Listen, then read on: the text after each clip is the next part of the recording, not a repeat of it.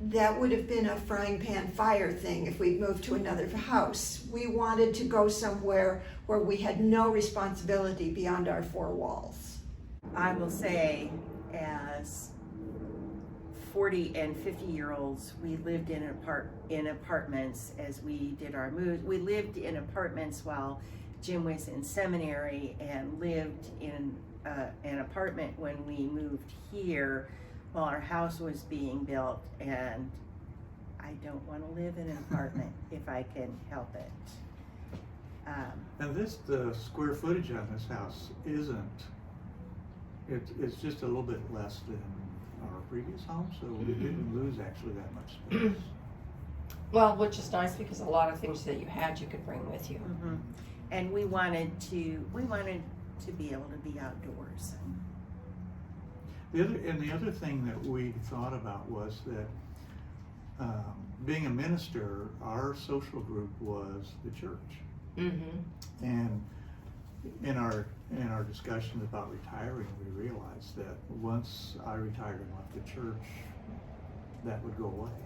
I mean, we've maintained some friendships, but not like before. And so we saw a community like this as being a place with neighbors and Social connections already there that we could hopefully ease ourselves into. And we have since joined another church and become involved in that. And that has been our connection to volunteer work. But it's nice having things to do here too. Yes, that is really great. And neighbors that call you by your name and you can talk to them, and Yeah, or and have the time to do that. and have the time to do that. Yeah. You know, and I can take him out for a walk, and we run into other people walking their dogs, and so we'll stop and visit for a few minutes. Well, we thought we wanted a cottage because we had seen some in the neighborhood. And this place was under construction, so we looked at the cottages first and then realized that that would not be convenient to the dining room. Mm-hmm. We would have to get out in all weather and walk or drive to the dining room for our meals, which are included in the rent.